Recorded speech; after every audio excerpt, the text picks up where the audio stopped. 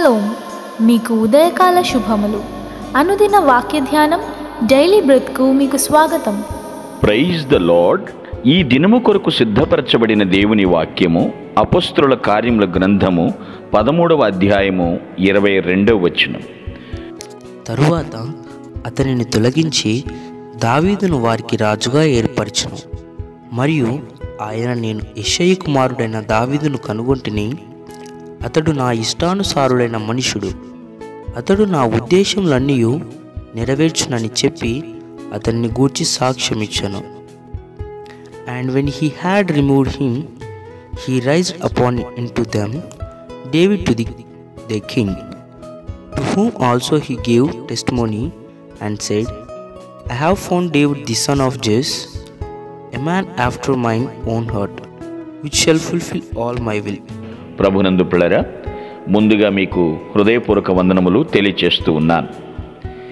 ఇక్కడ ఇజ్రాయేలులకు మొదటి రాజు తర్వాత దేవుడు ఆ మొదటి రాజుని తిరస్కరించి వారిపై రాజుగా ఉండుటకు దావీదును ఏర్పరచుకున్నట్లుగా మనం చూస్తున్నాం.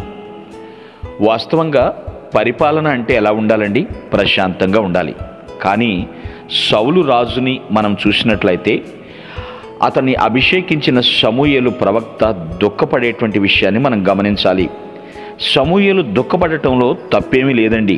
ఎందుకంటే ఎందుకు సౌలుని రాజుగా చేశానని దేవుడే పరితాపపడ్డాడు కదా. అయితే సమూయేలు దుఃఖించినంత మట్టుకు చాలిక, చెయ్యాల్సిన పని చాలా ఉంది. దేవుని సేవకుడు ఎవరైనా సరే తన వ్యక్తిగత దుఃఖం మూలంగా సేవకు సంబంధించిన బాధ్యతలను ఎప్పటికీ కూడా మర్చిపోకూడదండి. ఇక్కడ సమూయేలు ప్రవక్త దేవుని విషయంలో ఎంతో ప్రార్థించాడు, పరితపించాడు. ఈ రాజుని నేను ఎందుకు అభిషేకించాను ప్రభువా, ఎంతకాలము ఈ రాజు ఇలా ఉంటాడు అని పరితాపపడితే దేవుడు సమూయేలుతో మాట్లాడి మరలా పంపిస్తున్నాడు. నువ్వు వెళ్ళు, నేను యెషయి కుమారుడైన దావీదును కనుగొన్నాను, అతడు నా ఇష్టానుసారుడు అని సాక్ష్యమిస్తున్నాడు. పిల్లలు ఆలోచించండి, ఈ మాటలు గ్రహించండి. ఎవరు యెషయి కుమారుడు? కుమారుడులో నేను ఒకరిని అని ముందు చెప్పాడు, కానీ స్పష్టంగా దేవుడు చెప్పలేదు.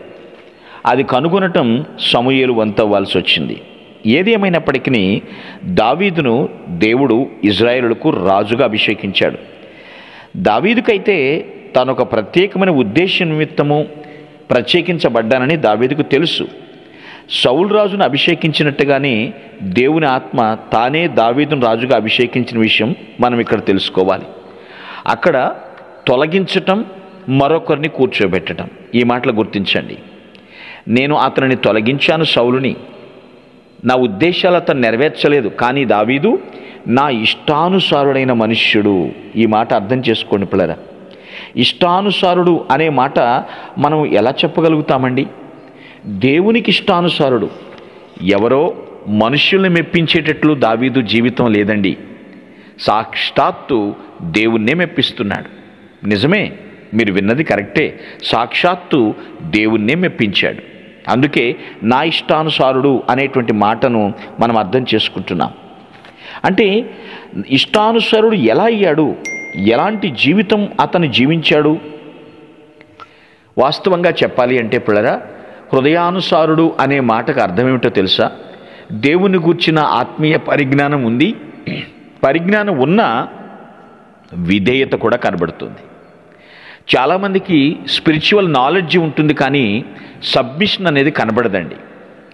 నాకు స్పిరిచువల్ నాలెడ్జ్ బోలెడంత ఉంది, అలాగని దేవుడేమన్నాడు? అది ఉంటే చాలదు, సబ్మిషన్, నాకు లోబడటం కూడా ఉండాలి.